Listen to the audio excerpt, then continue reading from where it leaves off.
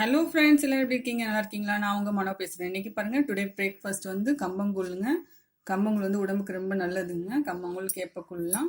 நான் வந்து கேப்பக்கூழ் எப்படி செய்யணும் அந்த வீடியோ போட்டிருக்கேங்க. அதையும் பாருங்கள், என்னோடய அப்லோட்ஸில் இருக்குங்க. அதே மாதிரி தாங்க இந்த கம்பங்கூழும் செய்யணும்.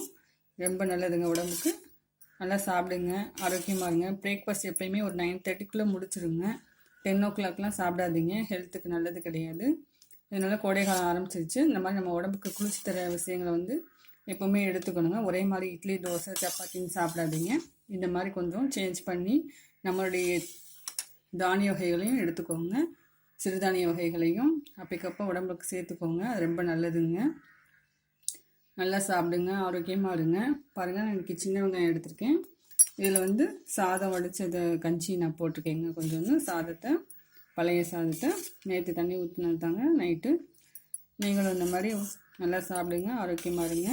உங்கள் ஃப்ரெண்ட்ஸ்களுக்கு ஷேர் பண்ணுங்கள். என்னோடய வீடியோஸ் அப்லோட்ஸ்லாம் பிகினர்ஸ் நிறைய பேர் இருப்பாங்க, அவங்களுக்கும் என்னோடய வீடியோஸ் அப்லோட்ஸ் பார்க்க சொல்லுங்கள், ஷேர் பண்ணுங்கள். நிறைய டிப்ஸ்லாம் இருக்குதுங்க. குக்கிங் டிப்ஸ் இருக்குது, ஜென்ரல் டிப்ஸ் இருக்குதுங்க. எல்லாமே பாருங்கள். ஓகே ஃப்ரெண்ட்ஸ், நெக்ஸ்ட் வீடியோ சந்திப்போம். பாய்.